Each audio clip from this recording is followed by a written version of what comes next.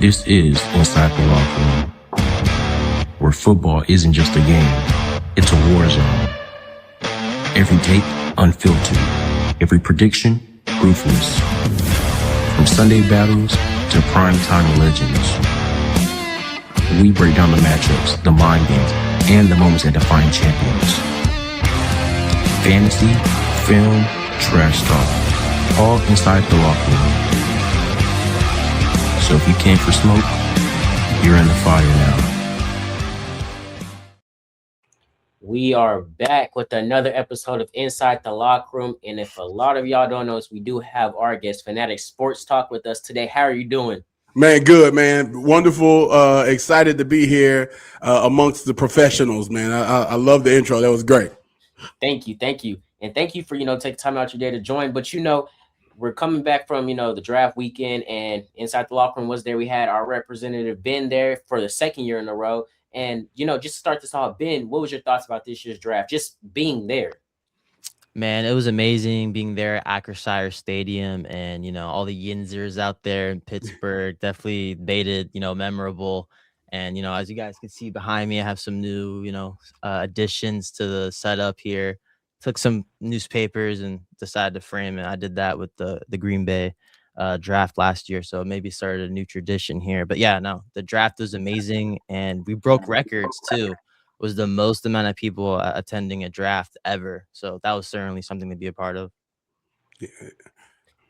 And one thing I want to say is glad that the draft is continuously growing, and I believe next year the draft is actually taking place in Washington, D.C. So actually that's something that I am going to try to make, because I kind of want to be there.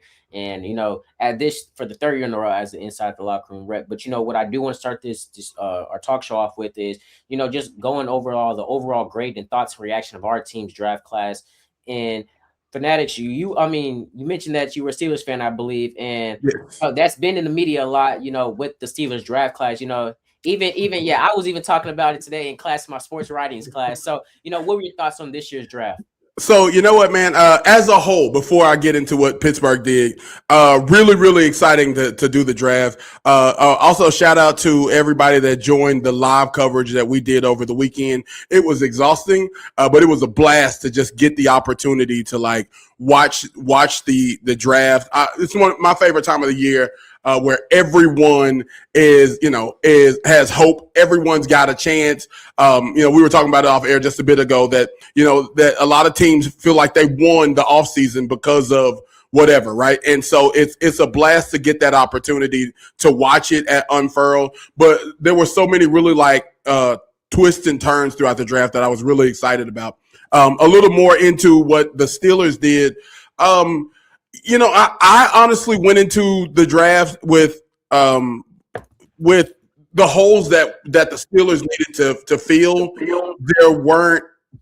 I knew we weren't going to fix them in the draft. We weren't going to be able to fix them in it's not something you fix over the offseason. Obviously the quarterback, of the future, as well as, one thing I thought we could have fixed, which was the left tackle. And I've got high hopes for, I don't know how to say his last name, Max. I think it's I forgot how to say his last name, but but he's got some raw talent. And 4.9 speed at that offensive tackle spot does excite me. It kind of reminds me of Teron Armstead and hopefully the great career that he had, which did include a Super Bowl.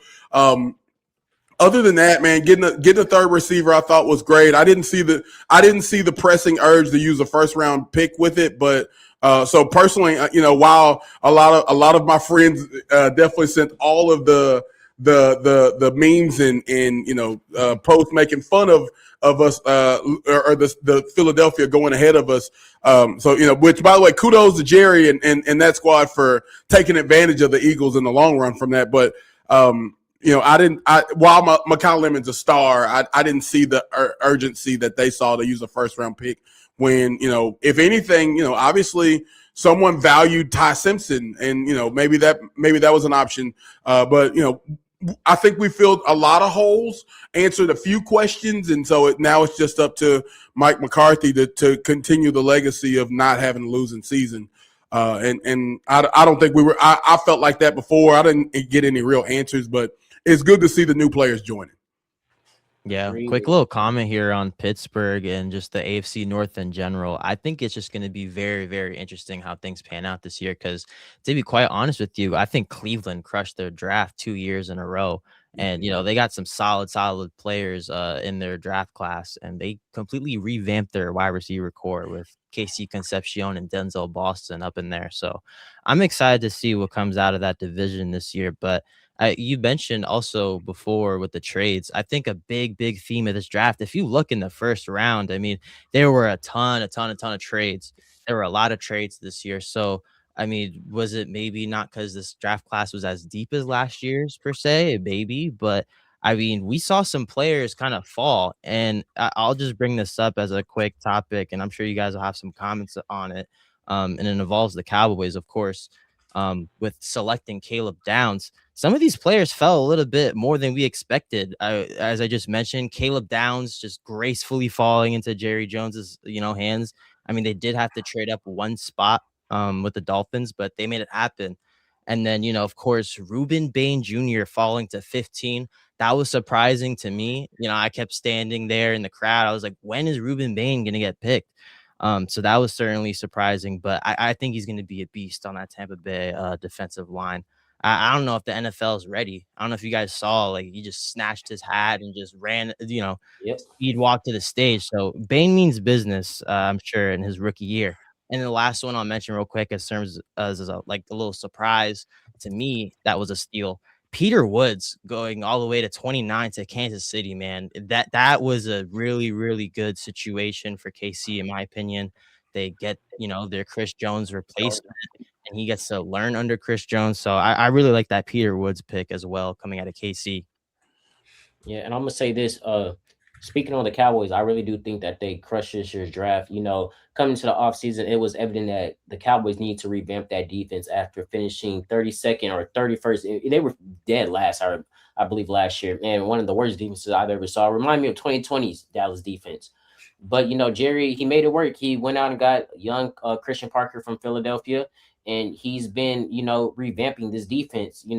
They had to get rid of Odigizua to fit the package that he's trying to run. And a lot of Cowboys fans question that, why would we move after we just extended him? But in the long run, to fit the scheme, you got to get rid of some players.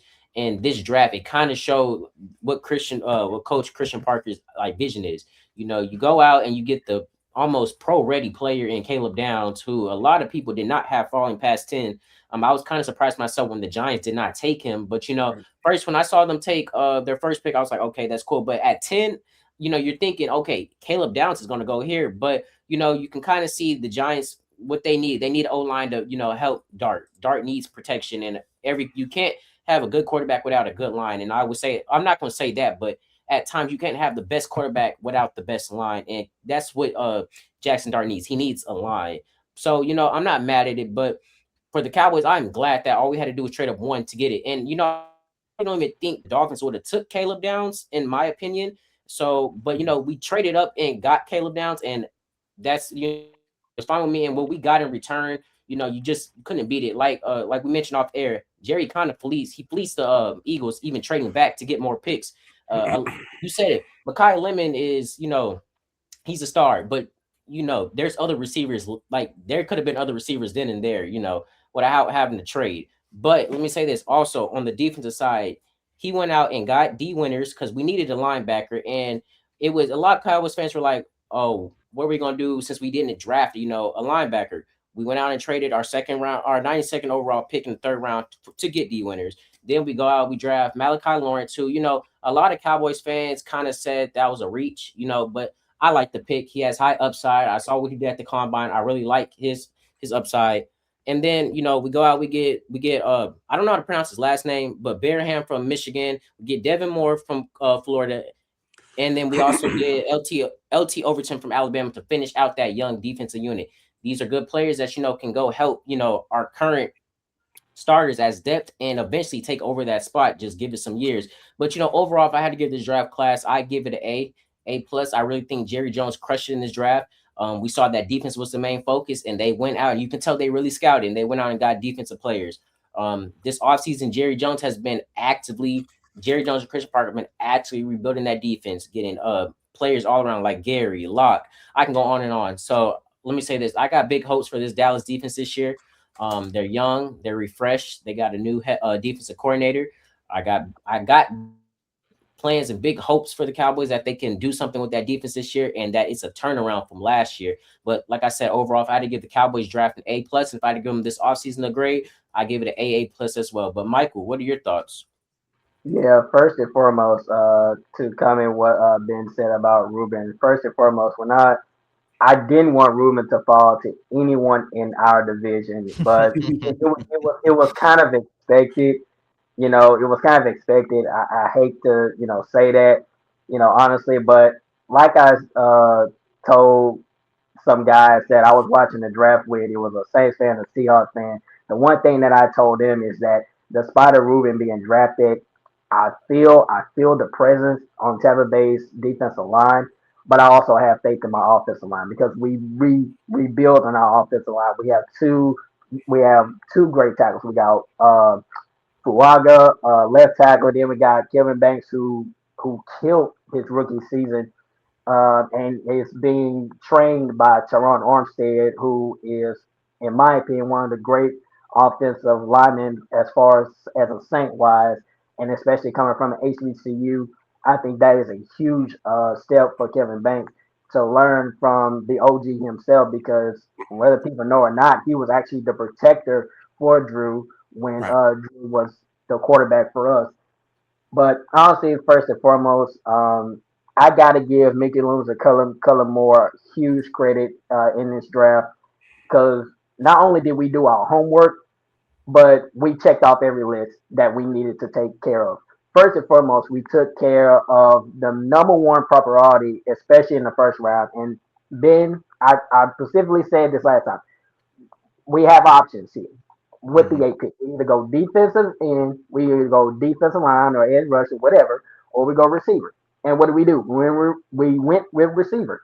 And I told you, I specifically said that Cardinal Tate is probably going to be selected way before we even get to him. So 9 out of 10, it's probably going to have to be Jordan Tyson. And holy darn cow, I was seeing like the fact that Jordan Tyson was still on the list because we were at the eighth pick. I'm like, nobody's picking Jordan Tyson. I'm like, oh shoot, we might actually have a chance. And at the top of my lungs, I literally like screamed because I was so darn excited because I wanted Jordan Tyson, despite of his injury. First and foremost, let me say this right quick. Every player is gonna have an injury situation at some point in their career. But that does not determine just how skilled they still is. That's one thing I hate about what the sports world does. They look at a player's injury history and they make it seem like he's untrustworthy. First and foremost, everyone, even in with outside the sports world, we get hurt every night. We get hurt on our jobs. We get hurt out in public. But at the same time, the most funniest thing about it is we overcome those injuries.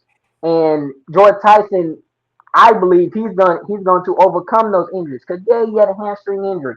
But how many players have we seen have hamstring injuries and come back like it never happened? George Tyson, I feel like once he gets the right proper treatment on that, he'll be good to go. But to break all this down, guys, let me break this down right quick. The Saints drafted three wide receivers. Like I said, we took care of the wide receiver room. I honestly feel like we did a great job on that. Jordan Tyson in the first round, Bryce Lance in the fourth round, and Byron Brown in the sixth round. This basically means, y'all, the fundamental transform a unit that General Manager Mickey Loomis described as the relay team due to its newfound speed. Now, here's the message from our front office.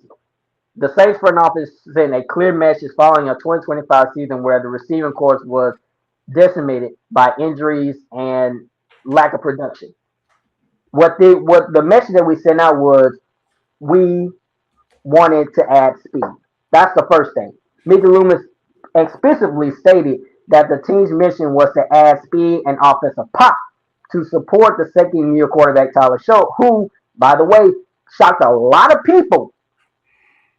And not only that, he was almost selected rookie of the year. Which Mm. let me stop right there, real quick. Sometimes the media, we get so caught up with what the media shows us, but we we get so caught up with the media, but we take so much lagging like, oh, he ain't no good in the combine, so he's not gonna be much of a threat. Then he comes in just a short amount of rookie season, he actually did what no one expected him to do, which is like I said before, Ben, the sports media, you can't rely on that all the time. You can't rely on what clips they show you because anybody can show a clip of a bad throw or a bad catch and be like, oh, he's trash. He's garbage. You can't justify one little incident off a player's skill set. And Tyler Show basically proved that.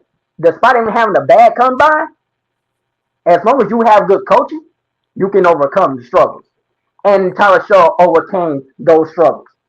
But to continue what I was saying, the second thing, y'all, is the relay team mentality. Like I said before, what I mean by that is, y'all, is that by selecting a track caliber athletes, like I said, Bryce Lance, the brother of Trey Lance, quarterback out of Green Bay, y'all, he ran a 4.34 in the 40-yard dash. Wow. And then you add Byron Brown, an ACC record returner. Yo, the front office signaled a shift toward high-end athleticism and versatility. Number three, complimenting Chris Olave. Mr. Loomis really noted that Jordan Tyson has a complementary skill set to receiver Chris Olave, aiming to take defensive pressure off wide receiver one. Like I said before, this draft was to focus on the receiver room, getting help off of Chris Olave because a lot of people are focusing on Chris Olave. The NFC South was focusing on Chris Olave. So when you sometimes you need more than a wide receiver one. You need more than a wide receiver two. You need an athletic wide receiver room that that a star corner that oh man, I got Chris Olave. No way, I got to go over here. So you have to have options. Okay, sometimes it's good to have wide receiver ones, wide receiver twos, but then when it comes down to playoff time, it's gonna take them wide receiver threes and fours and fives to add on to the skill set. That's what you need to have. So we did that. We took care of the responsibility. Now, first of all, I'm not saying Jordan Tyson is gonna pop automatically. It's gonna take some time. But the majority, if he can play majority of the games this year, he's going to grow more. And then plus in the offseason, learning from Chris Olave, he might actually become better and better as the game goes along. So I can't call him rookie of the year yet. I can't call him a huge pop. I'm that type of guy. Mr. Blake, I'm that type of guy that I have to see something. That's why I say I'm a visionary. I don't care about the roster that we have. I need to see some production. You can't justify how your season going to go just by how your roster looks. You need to actually look and see what are these players cooking like they are cooking on the roster with their name being on there. You know what I'm saying? That's just me. That's just me. That's just my perspective. But versatility is king, y'all. What I mean by that is offensive coordinator and head coach Cullen Moore emphasized that the new arrivals are not stuck in one role. Their ability to line up in multiple spots is a core tenet of the new offensive philosophy. Yeah, and Tyson can return kicks. Don't forget about that too. Oh, I forgot about that. And Makai Lemon. Yeah. Yes. Accountability for the vets is the next thing. Drafting these three wide receivers, y'all, immediately resulted in the release of veteran Samoa Tornu. I don't know how to say his name, but signaling that the front office is no longer content with practice squad level depth in the active rotation. There's nothing wrong with having a practice squad, receivers. But when you have all the talent that is coming in the draft, that's coming in the free agency, sometimes those practice squad receivers they're good enough to have, but it's not really worth keeping. So we had to release that veteran wide receiver to add depth to the skill set we already have coming in. Like I said, Trey Lance. I'm sorry, Bryce Lance, and then you had Tyson. Then you had Brown. So those three guys, they're automatically on the roster. So you have to. How can I put this? Out with the old, in with the new. Let's put it like that. So that's what the philosophy here was, guys. But in the second round, we kind of touched base on the defensive line room, right? In the second round, we got Christian Miller, defensive tackle out of Georgia, dominant run stopper, expected day one start alongside Brian Brzee.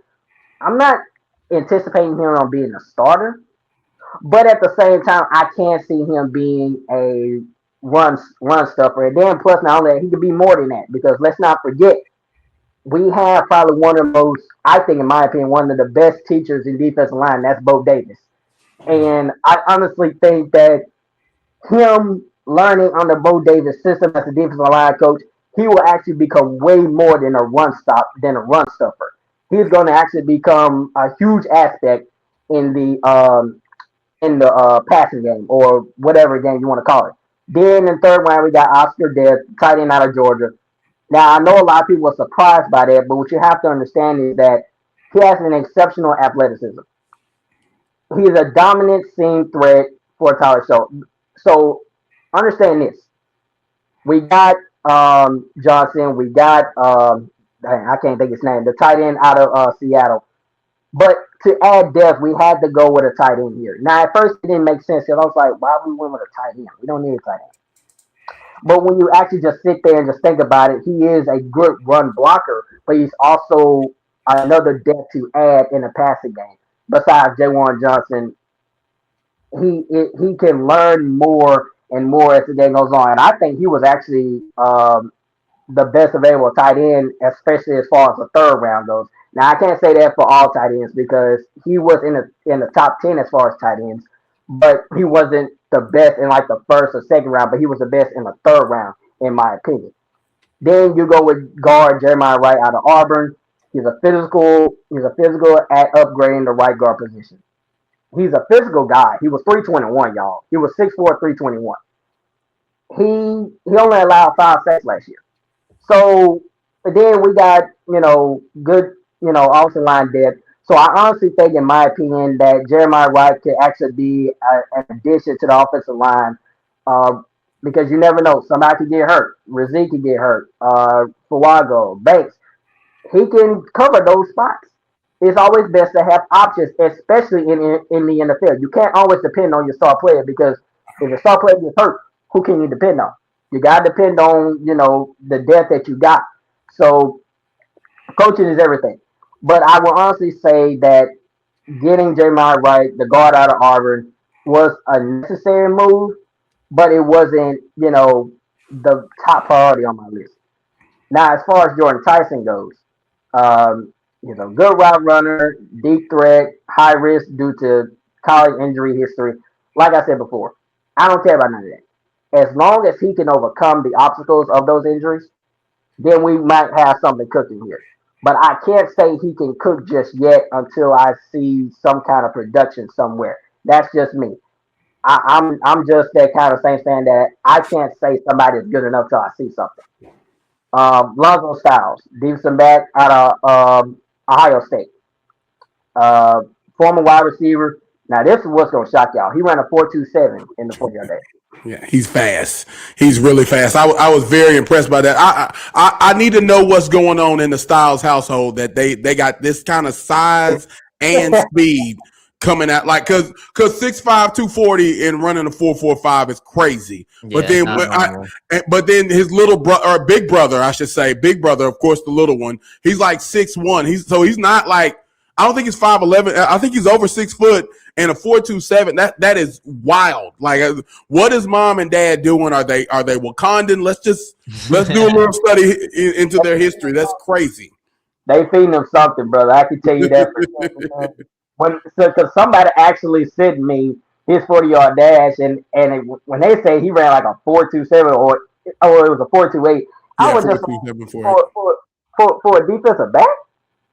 Yes, I'm like, I might actually, we could with something right here. So let me jump in and throw one more thing about Styles that kind of when I saw it immediately, I was like, because I'm here in Baton Rouge, and so I'm amongst plenty of Saints fans, and and so immediately as soon as I saw that, I was just like, whoa! So that they had him at safety at Ohio State. Right. Which signals two things. It means not only is he crazy fast, but he's a good tackler immediately. Yeah, And I think he is 6', 6'1", so he's not 200 pounds, so he could probably slide in at nickel and corner immediately, along with playing some special teams. The Saints might have stole one with Big Brother Styles there. no, agreed. Because a lot of people in the comments were asking like, why are we not drafting Styles? And I was like, in my mind, I'm thinking Styles already falling. But when I got the notification that we drafted, I'm like, and the crazy part about it is he shouldn't have even fallen this far. Mm-hmm. Am I the only one? Am I the only one thinking that? I mean, I'm just saying, like, I don't think he should have fell, no further than the fifth round. I think he should have been in the third or fourth round, maybe the second round. But the fact that he was still on the board, I'm like, I was highly impressed. I was glad of that because we did need to touch base on the defensive back room, and I don't know if y'all noticed, but he also played a little bit of corner at Ohio State. Right. He also played a little bit of corner, so he has some good physical athleticism there. I could go down the list here, but the last thing I want to touch base on, we did touch base on the cornerback finally in the seventh round. TJ Hall out of Iowa State. He's a competitive depth piece with potential to develop into a starter. That is possible. So like I said, we touched base on everything we needed. If I were to give the Saints a draft grade, I would give them an A plus because one, we took care of the wide receiver room, not once, not twice, but three times. And then not only that, we touched base on defensive line room. And forgot, we also got a trade from the Raiders, getting an edge rusher who a lot of people don't think about, but he was actually a dominant force on the Raiders defensive line despite of how their season went. Then not only that, we also grabbed another edge rusher out of out of New England. I can't think of his name right now, but he was a dominant force for New England, especially in the Super Bowl. So Mickey Loomis is actually doing his homework here, and this is why I say all the time. Sometimes you have to be patient. Sometimes it don't take the draft to touch bases on stuff that you need. And Mickey Loomis, like I said before, I'm not the type of person to give a lot of trust and a lot of time and faith in Mickey Loomis, but he actually did what he was supposed to do this year. He actually touched base on the stuff that we needed, and I'm glad that we touched base on that. So right now, it's just more like, it's phase two now, because phase one was rebuilding, seeing where we're at, and a lot of people were anticipating us to only win 2 or 1 games last season, but we ended up winning 6. Um, and I told Mr. Brandon over there, Sportsman, that we was going to win 5 or more games, and they were looking at me like I was crazy. But they also tell you that I know what I'm talking about here, because despite of Tyler Shaw not starting for the majority of the season, I don't want to hear nobody talking about that. That doesn't matter. But the point is, we made changes, and the changes got us more wins. Sometimes you have to make hasty decisions to win more games, and we did that. Not saying Spencer Rattler still has some development to do. I would still consider him as a backup quarterback. But I can't specifically say that Tyler Shaw is the face of the franchise because, like I said, this is phase two, not just for him, but for our franchise because we are rebuilding, and rebuilding takes time. So right now, it's just a matter of how we did well in the offseason. We took care of the stuff we needed to do. We added a running back, ET. Still trying to see what we're going to do with Alvin Kamara, but I think we should keep Alvin Kamara. Still trying to figure out what to do with Cam Jordan situation. I think we should keep Cam Jordan too. Honestly, the offseason, the draft, we did what we needed to do. Now it's just a matter of time. It's just to see how well this production actually is on the field in real action time. And then plus the preseason. So I can honestly sit here and say, I can't sit here and say that we're going to be a force in the regular season, but I can say there is some production here.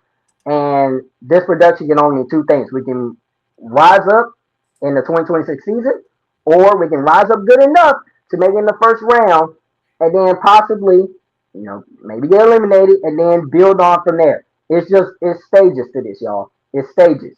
So right now, I can honestly sit here and tell y'all this. We did what we needed to do. Now it's just time to build upon the athleticism, the talent that we have, and hopefully, despite of the people that we lost, first of all, Demario Davis will be a huge loss. You can't take away greatness in a teacher like Demario Davis. That's like Ray Lewis with the Baltimore Ravens. You can't take away that. You can't replace that. So now it's just a matter of like with Caden Ellis, who was a dominant linebacker with Demario Davis. Can he fill in his own role compared to how Demario Davis did? So that's just where it's at right now. But honestly, I can see us being a huge competitive team in the NFC South and possibly in the regular season with the talent that we built, especially in the draft and the offseason. Yeah, certainly a lot of teams Yeah, looking at and I'm what gonna say things this. look like. Oh, my fault. Go ahead, Deuce. No, I was just gonna say this. The one thing I do like about the Saints is that they got them a returner in the later two, picks, the one from North Dakota State and LSU. Y'all lost Rashid Shaheed last year to Seattle. And Right. refilling that returner spot is important because how impactful he was on the Saints. You kind of need Yeah. that for this year's team. And the fact that y'all got some fresh legs, it goes a long way. So that's the one thing that I liked. And the one thing I'm gonna say this, the fact that Tyson actually fell to the Saints is kind of still mind-boggling to me because a lot of Wow. people did not expect that. Yes. Yeah, And it was and interesting too to see like the Chiefs trade up to number 6. I thought maybe they were trading up for Jordan Tyson. That was maybe the reason why they trade up, but they ended up picking Mansour Delane out of LSU, of course, arguably the best corner in the draft. And a couple storylines we obviously had between Arvell Reese was another player. I don't think Mhm. anybody. I could not see a world where Arvell Reese fell past pick number 3. So the fact that he, quote unquote, fell to the New York Giants, to Arvell Reese, he didn't fall in his eyes. He just ended up with New York. And I like that, of course, determined player there. And, David Bailey going to the New York Jets, of course, at pick number 2. I stand correct on that. I think the Jets just needed a pure edge rusher, and Bailey was that in this draft class, and somebody who was just, had a surefire position, just go after the quarterback, and the Jets just did poorly in that category last season and rushing the quarterback. So they had 3 first round picks, not just one, not just two, but 3. They Three. traded back into the first round at the end, acquiring Omar Cooper Jr. Mendoza's arguably number 1 target there at Indiana University. So I really like that selection. And I did not mind Kenyon Sadiq at all, pick number 16, because he's just a big body wide receiver.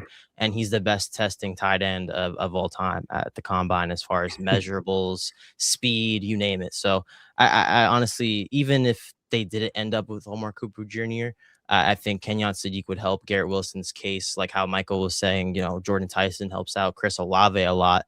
I certainly agree with that point. So just adding, offensive power to not make Garrett Wilson the only target out there. So, and as far as, how much this Jets team will improve in the future, they haven't shown me anything different of winning the offseason and then just thinking it up once they get onto the field. But things can, trend upwards. And, this is sort of, I guess, this year's roll of the dice of things, if you will. But Aaron Glenn certainly has to be fired up about drafting D'Angelo Pons in the second round. Of course, that was a perfect pairing. So, who else is going to get the best out of a 5, 9-ish corner than Aaron Glenn? Basically same exact player comps that people are throwing out there. So they were saying if Pons was, 2 inches taller, that he would have been a first round lock. So he played a lot of good competition with Miami. I believe he ended up getting a pick 6 off of them in an important game. So he's used to being in a big situation. So I really like that pick. And as far as other teams go, another theme I kind of noticed in the draft is, I don't know if you guys noticed, but some of the other teams that didn't have a first round draft pick, like the Jaguars and the 49ers, they did not have the best drafts, to say the least. I don't know what their plan was going into this, but some of their selections, you just went and just started scratching your head. I mean, Mhm. these weren't Yeah, reaches of like 7 or 10 picks. These were just, completely, out of left field sometimes. But what can you do when you don't have a first round pick sometimes? But that's just how it was and how crucial they needed to get those picks right. So we'll see what happens out of, San Francisco and Jacksonville, but their GMs, of course, are confident with those picks. And another team I'll talk about real quickly is the Miami Dolphins. I think the Dolphins had a quietly good draft. They drafted, Chris Bell out of Louisville. I did like that pick. They ended up with Jacob Rodriguez in the second round. I thought that was a pretty good pick as well. And say what you want about Caden Proctor at pick number 12. I think that was a really big surprise. But they believe in the guy, and I think he's just as much as a good prospect as say like the Monroe Freelings of the world, where you just need to coach up the guy and he could become a monster tackle in this game. So yeah, I think some of the other teams that kind of improved immensely, like I said before, the Browns with Spencer Fano and the other wide receiver picks that they made. And I mean, yeah, that's pretty much it as far as the draft goes, in my opinion. We also had the Cardinals going with Jeremiah Love, of course, at number 3. That's a I love shocker that pick. because I love that pick for that's them. a shocker too, because now Jeremiah Love is the most paid running back in the NFL, and he hasn't even taken a snap yet. So really, really big expectations for Jeremiah Love, but I think he can get the job done. It's just a matter of fact. I think the division he's in could hurt his, His hurt him production. a little bit. Yeah. Maybe not even his production, but just the chances of, him winning. We haven't seen Arizona, put together a winning team since, the Kurt Warner days. So this is going to take, a little bit of time still, even with Carson Beck on that offense now. So, and of course the Raiders. I don't know how Jermon McCoy fell all the way to the third round, but of course you knew his name was going to be called on that third day because you know, whether his like Michael was saying before, his injuries were serious. A lot of analysts and a lot of us as well. We still had Jermon McCoy as maybe a second round, like kind of it was kind of a shock that he fell still to the third. So we'll see how that shakes out with them. But yeah, any other kind of interesting picks you guys want to talk about or anything from the draft as a whole? I think this year was pretty cool compared to last year because I think it was a lot more surprises this year. And next year for 2027, we're gonna have a ton of quarterback prospects, and it's gonna be surely fun to see what happens with those pairings. Yeah, You I want mentioned to say, surprises. Oh, I'm gonna say this. You go mentioned ahead. surprises. The one thing that surprised me is the Rams taking Ty Simpson so early. Yeah. I kind of was just like that pick kind of was like a head scratcher to me because I was just like, there's other holes on the team that are needed, and Stafford got about a good 3 more years left of him, in my opinion. I mean, he's just coming off one of his best seasons. And win Um, MVP.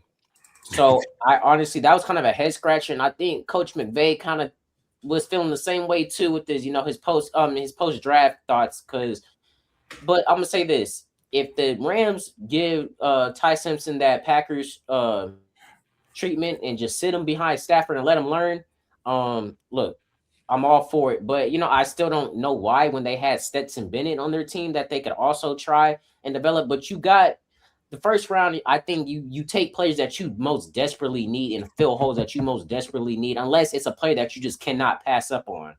And I just feel like Ty Simpson was a quarterback that you could have got in the second round, or you could have traded Easily. back and got another Easily. pick in the late first round and Yeah, got him. no doubt about that. The So crowd the it's crowd just lost its mind when that it happened. was just kind of like, oh, what are y'all doing? In the Rams, I'm gonna say this: they don't really have first round picks often because they normally trade them away. Right. And when they do have the first round pick, they kind of leave head scratcher picks. The last great pick, it's been a while since the Rams have picked good, in my opinion. And they're not the best when it comes to draft classes all the time. And this year's draft class has kind of left me like at a head scratcher because they drafted players that they kind of did not need. I could see it for a side like a depth, but you kind of want to fill those holes since they were already a winning team last year. Why not just go and try to plug in some of them holes that were like weak spots last year? Yeah. Right. I'll say this really, really quickly too. One last team I think also did pretty good with their picks were the Eagles. Obviously, I think Pittsburgh. Sorry, Blanca, but they were losing their minds when they figured out and kind of put the pieces together. What Howie Roseman did to the Pittsburgh Steelers. Obviously jumping in front of them for Mekhi Lemon, but even their second round pick and Eli Stowers, tight end, not necessarily like the biggest need for Philadelphia, but they Right. still went ahead and took, arguably the second best tight end prospect. So I really like that pairing as well. But yeah, I think a lot of teams did good in this draft, but then like we said, maybe the Rams, who knows? Maybe the Ty Simpson pick in 5 years will they'll look like geniuses because they Yeah. got to sit him behind Stafford. But we'll get to see that in the future. But see, I was gonna say that it's not a reach if it works. I wouldn't have picked Ty Simpson in the first round, but it's not a reach if it works. I I'll say this also, Deuce. While they don't always hit well on their first round picks when they have them, they did pick up Verse and Fisk and Brown well. and. I mean, they've got some drafts in like second, third, fourth, fifth round that are real. Like they found some studs. That defense is unreal. To be honest, I kind of get it. There's not a ton of holes. I think, if I'm not mistaken, they made it to the conference championship. If I believe it's the way that went, or something deep into the playoffs, and it felt like their team was really solid. Yeah. But I think it did come out that they were attempting to trade that first round pick, because I kept forgetting how they got it, and then they traded. I forgot who they traded to get that first round pick in the first place, number 13, which is crazy for a team that good to pick that high. But yeah, I would have done it, but like I said, it's not a risk it's not a reach if it works. So yeah, and I'm gonna say this really quick. And I'm gonna let you go next, Michael, because I know you've been trying to go for. Oh no, you good. when and you made a good point. It's not a reach if it works. We can look back on this in 2-3 years, and if Ty Simpson is balling out, look, hey, great pick. You made the great pick, but just right now, looking at it, me personally, I wouldn't have made that pick. You could have found him later in the draft, like later in the first round, early second. But I got hope. The Rams know what they're doing. They made it deep in the playoffs last year. They got a good coaching staff. They got a good front office. So you can't really too much hate on their draft class. But sometimes that pick it's gonna float. It's gonna be floating around. Was it a good pick or a bad pick until we really get to see how Ty Simpson is developing? Behind Matthew Stafford. But Michael. But yeah, first and foremost, let me say this. I can understand the misunderstanding and the understanding. Honestly, first and foremost, I will say this. Do I think the Rams should win with Ty Simpson in the first round? No, not necessarily. No, I do not. But I do understand it. Here's the thing. Matthew Stafford, even though he has about 3 or 4 years left, whatever, you have to understand that is Matthew Stafford, because we know Matthew Stafford is in good condition. He's the right quarterback. He has 3 or 4 years left. But what if there's more behind the scenes than what we really know? Like think about that for a second, because Ty Simpson, he was one of the best quarterbacks in the quarterback list to take in the first round. So not that I don't think the Rams are saying that Matthew Stafford is not doing well. I don't think that's what the case was, because this is not the first time I've seen this rodeo. Because here's the thing, we've done this numerous of times. When Drew was quarterback, we were drafting quarterbacks.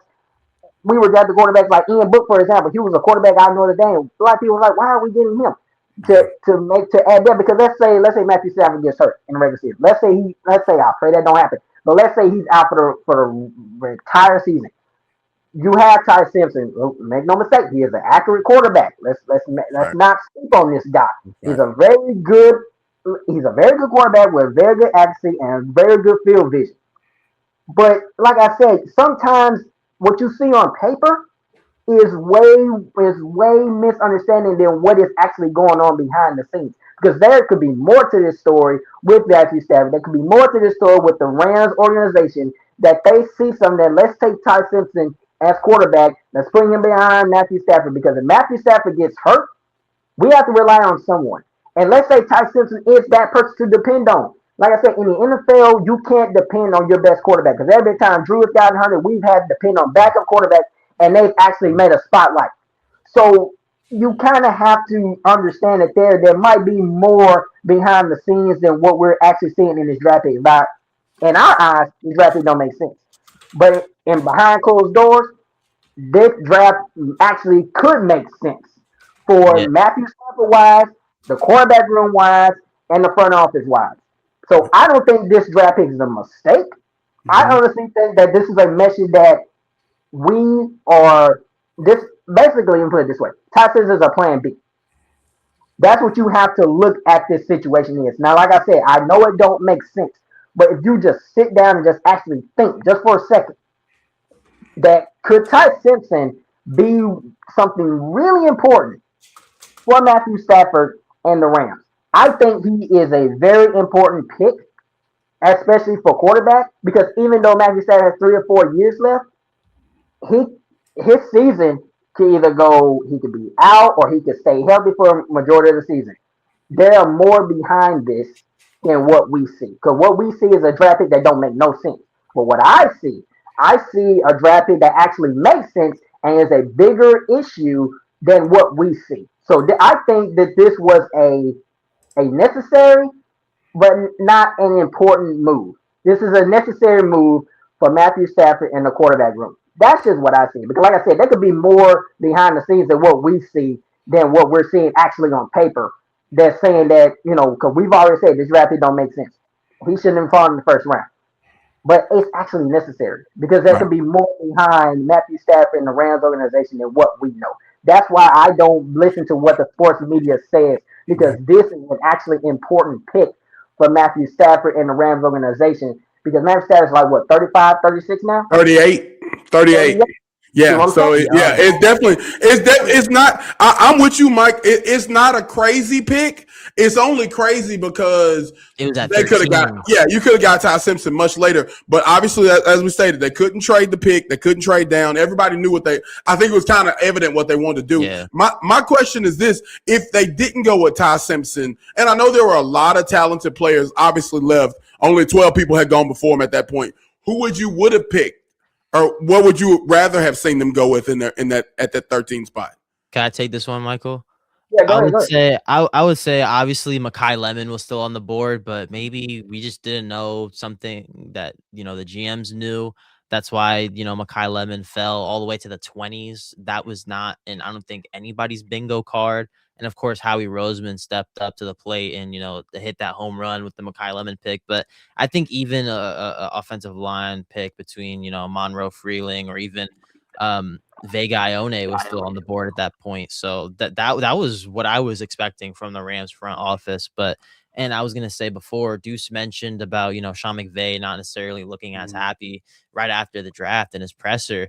But the next day he kind of looks a bit more jolly. He was kind of like, "Oh, sorry guys, I look a little mad sometimes." But who knows? Maybe somebody kind of threatened him in the organization and was like, "Hey, yo, you're gonna like this pick whether you like it or not." And we just have to have a contingency plan for the aging Matthew Stafford because we don't know. Who knows? Maybe this year Matthew Stafford looks completely different from last year. I certainly hope not because I love to watch Stafford and he's one of my favorite quarterbacks. But certainly interesting to see what comes out of the Rams situation and just the NFC West as a whole.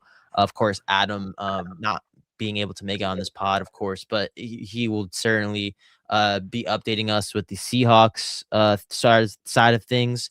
Always interesting to see what happens to a Super Bowl winning team the year after.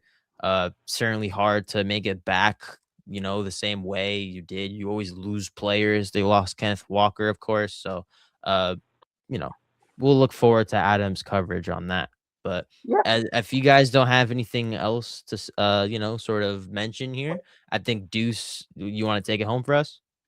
Well, I was gonna answer Blake's question as Yeah. far as the question that he asked me.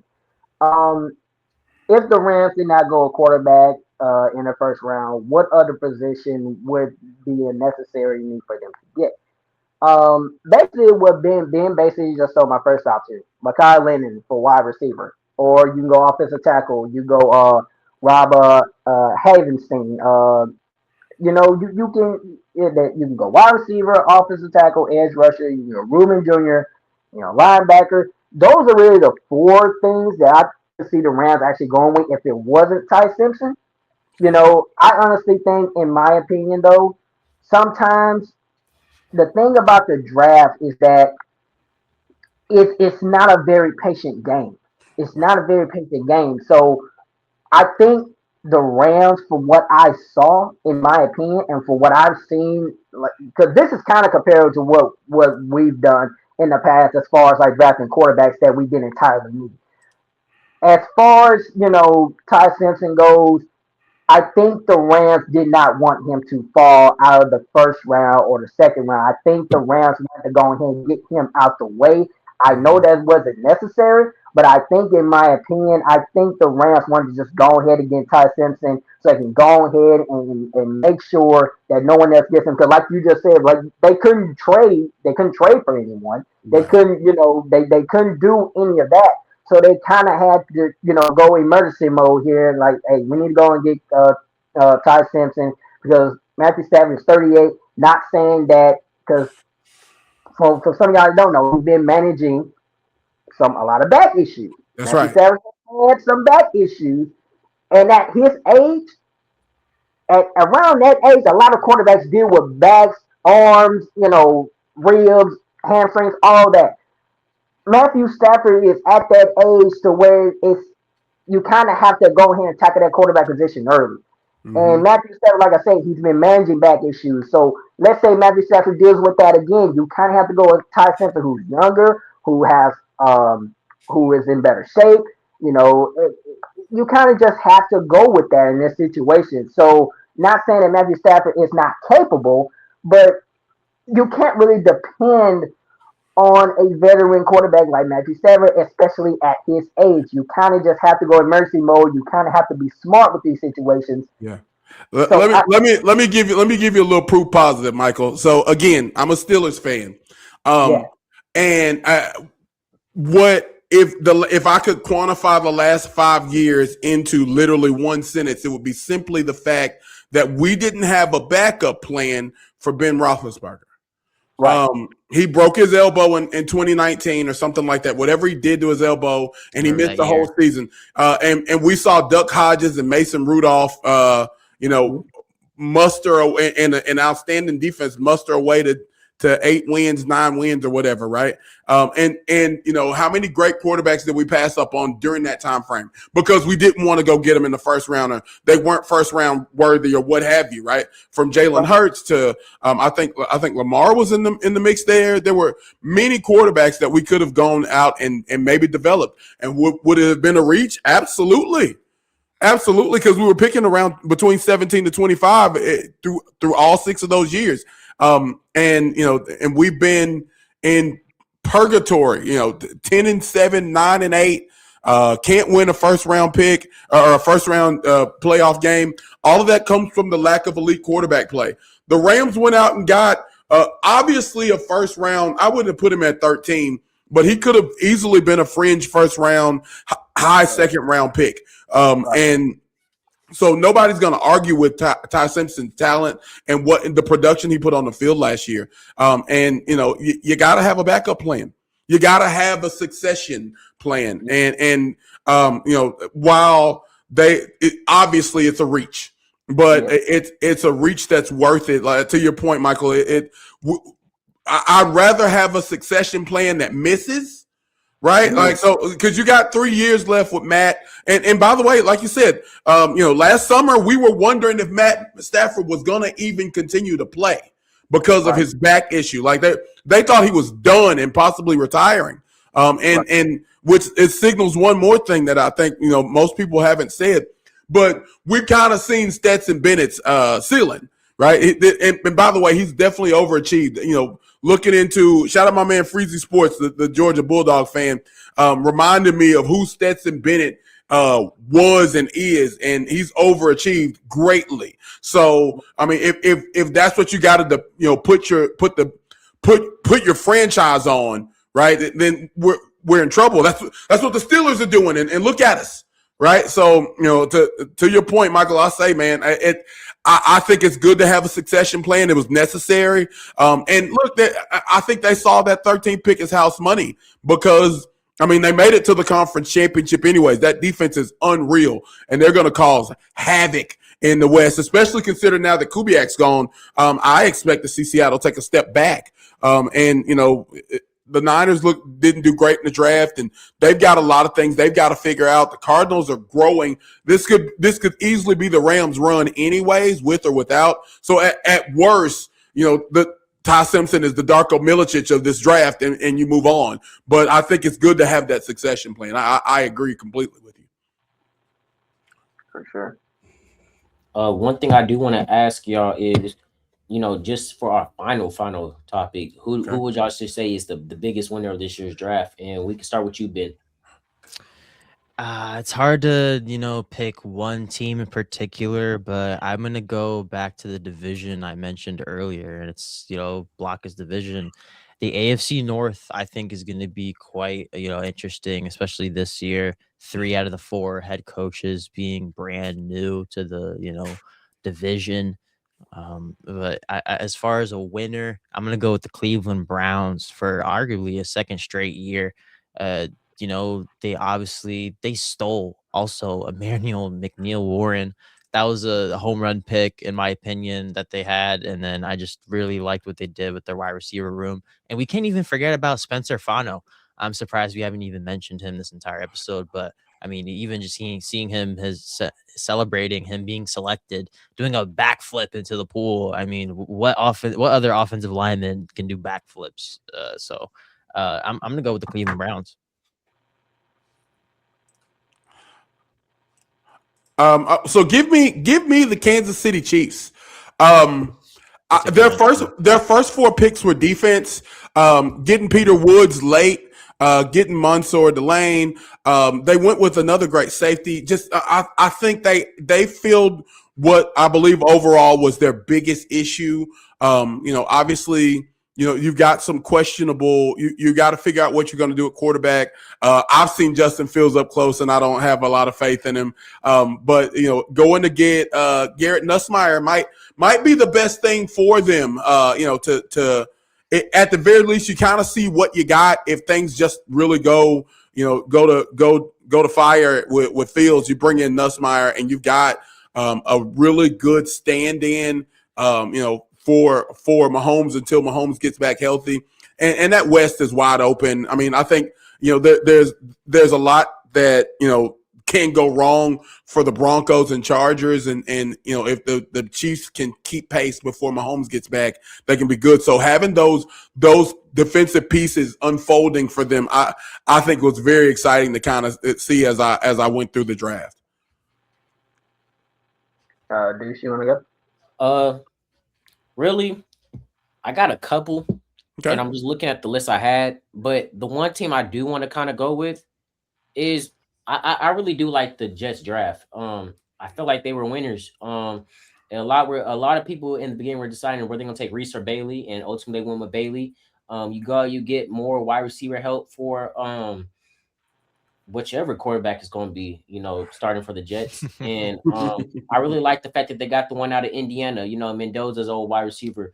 So I think the Jets, like Ben said the Jets always have a lot of upside, and it looks good on paper, in the off season. The Jets, they got young players, and they got Kenyon Sadiq, who, was another first round talent that a lot of people had going to the Panthers.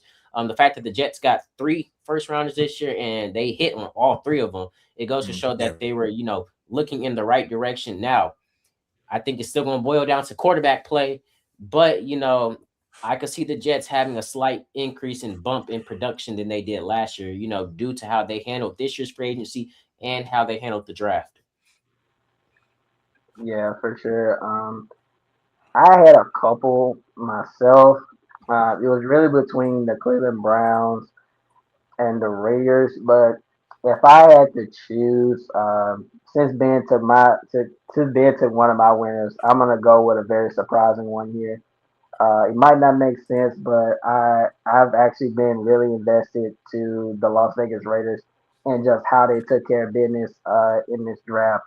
They got Clint Kubiak as their head coach, and then you go and grab Mendoza out of Indiana, who I think was um, obviously number one pick in the draft. Obviously, um, the draft class itself was praised for addressing the secondary, high valuable picks like safety, trading Stokes, and then a high value upside filter on cornerback Jared McCoy, who I honestly thought we were going to grab, but he kind of fell off the board before we can get him. But the fact that Jared McCoy, fell later in the round like he did, I mean, of course, the sports media, they're going to try to throw injuries out there. So, it was just more like, I honestly like what the Raiders did. Um, I think Mendoza and having Clint Kubiak, who, in my opinion, is a very good offensive coordinator and also could be a phenomenal head coach for Mendoza himself, and especially the offensive mind of Clint Kubiak. I just think that the Raiders took a step in the very right direction here, especially how their season went last season. So I think the Raiders actually did their homework. They did what they need to do. Now it's just a matter of, can this talent, be a dominant threat like they were coming into the draft. Because even though Mendoza was the number one quarterback in the draft, how many number one quarterbacks have we seen in the draft who've completely fallen in the NFL or have risen in the NFL? So it's just a matter of, how can Mendoza overcome the obstacles, being a starter and also playing in the NFL. And then not only that, you know, how can Clint Kubiak, bring a low graded Raiders team into a dominant Raiders team? So it's just a matter. It's a rebuilding stage for Las Vegas. But I honestly think with time and talent, I think if the talent does what they're supposed to do, and Mendoza does what he's supposed to do as the number one quarterback in the draft and the number one overall pick in the draft, then I could think the Raiders could actually be cooking on something here. So I'm actually gonna go with the Raiders here. I know that's a very surprise to a lot of people, but sometimes the most surprisingest team or the most slept on team could actually be a threat in the NFL, or it could go either way. So that's really my main question. Can Mendoza be the elite number one quarterback for the Raiders, and can he be the franchise quarterback, or could he fall in? Despite him being a Heisman Trophy winner, despite him being the number one overall quarterback in the draft, can he help? Can he not help? That's really the question here. And can Clint Kubiak turn this team around? That's really the question here. So I'm gonna go with the Raiders here, but I honestly hope that Mendoza can be that number one quarterback and be as talented as he was coming into this draft. And I hope that Clint Kubiak and Jared McCoy and all the others that they got can actually add some fuel to the fire for Oakland. I mean, I'm sorry, not Oakland, Las Vegas Raiders, and get them to that winning path in the Raiders organization. I really like what the Raiders did as well, especially when you add they've had a phenomenal offseason. I've never followed the Raiders so closely. By the way, shout out to you because I still call them Oakland as well. And I until about like 4 weeks ago when I started working with a really great guy, the Sportsman. Shout out to Sportsman on out in LA. He does a weekly show, or I have a weekly spot on his show, and he does. And he obviously does a lot of Raider content, very respected, a lot of players and coaches, in his DMs, a lot of name dropping if he wanted to. But I started doing my homework on him, from Tyler Lindenbaum, the All World Center, to Kwity Paye, Quay Walker, and Kobe Dean, some really good names that are joining them. And obviously probably the biggest win of the offseason for them was keeping Max as the face of their team and leading pass rusher. So a lot of really good positivity. And like I said, that West, believe it or not, even though the Broncos have just an unreal defense and the Chargers seem to always kind of just hang around and win 10 games, that West is wide open. And the Raiders, I don't know that they're going to win 5 games or 10 games, but I think they'll surprise some people in what you would expect to see from them this summer. Absolutely, absolutely. And it's kind of like what I said before. You kind of just have to see how Mendoza, how well he works. As not like I said, not only the number one quarterback in the draft, but as a Heisman Trophy winner. Because like I said, if you look at in the past Heisman Trophy winners, Jameis Winston, he was a Heisman Trophy winner. A lot of people expecting him to cook at Tampa Bay, and honestly, at the time, I was actually afraid of Jameis Winston and how good he was. But then over time, a lot of people started to see him as a downgrade, started being interception prone and stuff like that. And then, you can kind of go down the list here. Cam Newton, he was number one overall. He was Heisman Trophy winner. He actually skyrocketed. He actually became the face of the Panthers organization. He made a name for himself. So it's really just a matter of like how well can Mendoza play in the NFL, regardless of him being a Heisman Trophy winner, number one overall pick. None of that matters. It's Right. really just a matter of how well and how well coached is he that he can lead Raiders to more wins and hopefully more points in the red zone. But you kind of have to build around him. You kind of have to build around him in order for that to happen. But I think the Raiders are taking a step in the right direction on taking Mendoza, and now it's time to build around Mendoza. Like you said, they had a good offseason. So now it's just a matter of time just to see the time that we got. Will they cook for us or will they be a bust? That's the thing about the NFL. You can have the talented draft pick, talented offseason, free agents, put it like that. But they can also be a bust. Because how many big time free agents have we seen of being a bust with these teams? I can go back to time when we got Brandon Brown and Jared Bird. I thought we were gonna be something. Oh, But yeah. those guys actually became busts. And I said respectfully, they actually kind of did. They wasn't really a big of a help like we anticipated. That's what I mean. You can't really sit here and say that, oh, you can say they have an off season, you can say that. But you can't say that, oh, they're gonna be Super Bowl winners, they're gonna be division winners. You kind of have to wait to see how the regular season plays out. You have to wait and see how these players actually perform in game day, game time situations. So I honestly think if Mendoza can perform the way he does, and I know I've been saying that a lot, but I'm gonna keep preaching that till Yeah, y'all you got understand to. that Mendoza, he has to be able to develop and he has to be comfortable with what he's able to do. And if he's comfortable, then he will definitely be dangerous like he was in college. So it's just a matter of him how he gets comfortable and can Clint Kubiak, lead this offense from a struggling offense to a most improved offense. But it's gonna take time.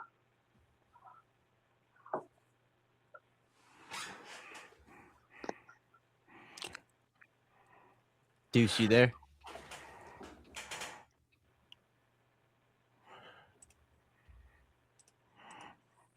So one thing I jump in and say, oh, there he is. He's there. Okay, good. All right.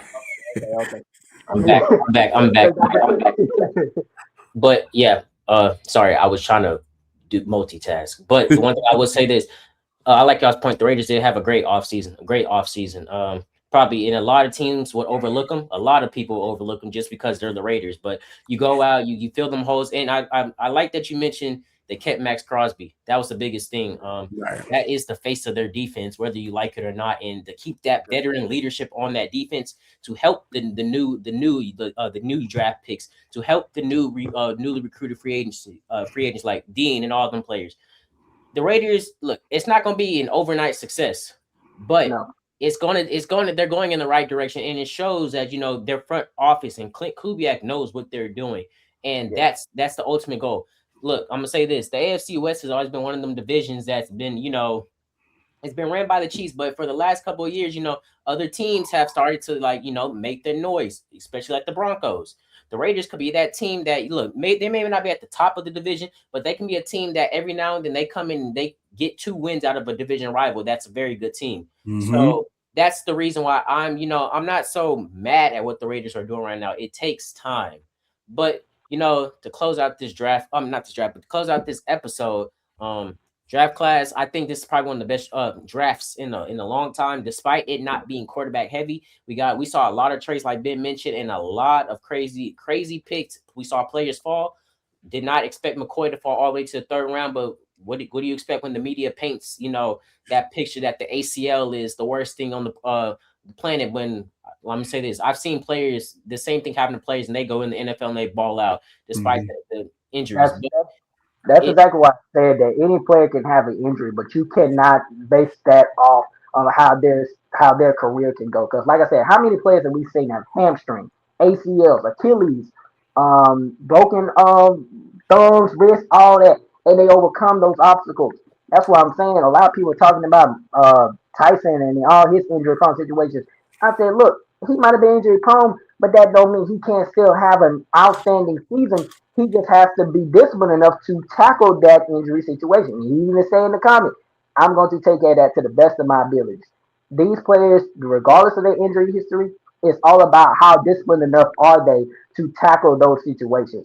And if they tackle those situations the right way, then their career will go the right way. It's all about how you take care of yourself. And if you take care of yourself properly, then your career will go properly. I don't know if that makes sense, but honestly, It in my makes opinion, perfect sense. it makes perfect sense. Yeah. But like we said, to close out this video, make sure everybody like, comment, subscribe, and share. And thank you to our our guest fanatics, to coming on and talking with us, for an hour and 10. He's always supporting our content, so make sure y'all support his content too, because he is a very he knows what he's doing. He's a very good content creator. He knows what he's doing, and Absolutely. to come spread your knowledge on here with us, it means a lot. But look, make sure y'all like, comment, subscribe, and share. We're at 331 subs on YouTube. That's a good goal. Let's get to 350. We're close, and I have a feeling that we can get to 400 by the end of the month. Now that everybody's back and inside the locker room can start getting this content ramping up. But like I say, make sure you like, comment, subscribe, and share. And does anybody have any closing remarks before we close this episode out? Let me say thank you again, man. Those words are more than kind, and I've told Ben this, I've told Adam this. To be honest with you, for a long time, I told everyone about the work that I've seen y'all do individually as well as collectively, and I love to see it, man. It makes an old man like me feel good to hear y'all say good things about me too. But man, love the show, love the work. Looking forward to doing more work with y'all, man. Thank you. Absolutely. Appreciate you. And I will say this: I actually is a pleasure. It is my absolute pleasure to meet you, brother. And first of all, let me say this: you ain't over. You ain't over, brother. You ain't Yeah, over. I'm immature in heart, but my knees certainly feel elderly. That's all right. That's all right. That's all right. Cause look, I'm young. I'm young, but I'm young, but I'm like an old head when it comes down to sports. Like I don't I know if see y'all know you. this, but I added visionary to that because normally I call myself the realist, but I think visionary sticks well. I, Yeah, it's I, don't- good. I'm not a person that to brag, but I honestly think for me, I just think that going forward, for me, I just need to start promoting myself more properly, and I think visionary because, like I said, the way like I like to break down stuff, and I also like to look at things from a reality standpoint. I don't really focus on the media, sports media, and to be honest with you, and I don't know if y'all can agree with me on this, but the sports talk world, it's not very professional. It's very dyed, and it takes guys like me, Ben, Deuce, and Adam, and even Mhm. you, Blake, to bring back the sports talk, but talk about it in a professional way. Be real about it because the guys that we see on camera, like Stephen A. Smith, Shannon Sharp, and you know, those guys, they're good people, but you know, I think nowadays, I think when it comes down to them, they have good money, so they feel like they can talk about whatever and don't have anything to back it up, just to say whatever they say because they're on camera. And I just don't think that's very professional. So I honestly, that's why I call myself, that's why I put visionary because I I like look it. at things from a reality standpoint. I like to break things down. I like to be real about situations. I'm not gonna talk down on no player because that's not what I'm about. We're all human beings. But I honestly think that I see production in every player, regardless of their background, regardless of the experience that they have. Unlike, people like I said, Stephen A. and Shane Sharp who talk down on players constantly all the time. But I'm a visionary. So I like to look at players from their skill set. And I look at every player as a skilled player, regardless of how they are. They're still good athletes. So that's why I put visionary on there. Like I said, I'm not doing this for bragging. I don't do this. I'm not a attention person or an attention seeker. That's just why I like to call myself because, like I said, I'm a realist, and that's just what I do. But first and foremost, let me say this, Mr. Blake, it is a pleasure, sir, to meet you. And I've invested. I watched your sports page and the episode that y'all have. I'm like, man, they're cooking over there. So I appreciate you for actually coming up on here and actually supporting us, Adam and Ben, and hopefully at some point in the future I can be a special guest on your show. I'm not asking; it's totally up to you. No. You're demanding. It's happening. It's happening. We're gonna find the time, man. I'm excited. I'm very excited. This is good. I appreciate you. I appreciate you. But to sum all this up, as I say all the time, ladies and gentlemen, I hope that y'all enjoyed this episode. First and foremost, make sure that you pray for your community, you pray for your family, you pray for your coworkers, your job, but also make sure you pray for yourself.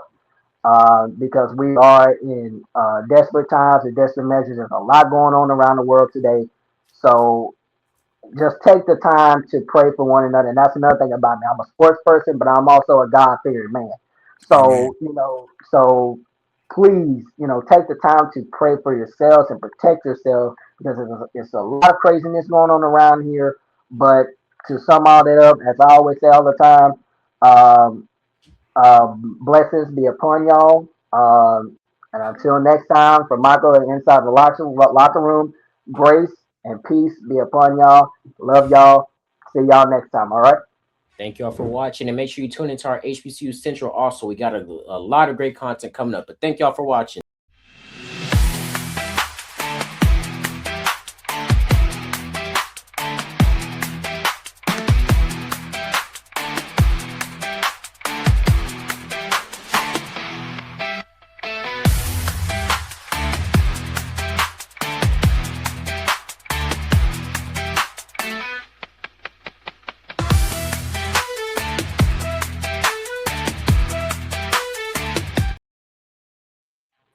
All right.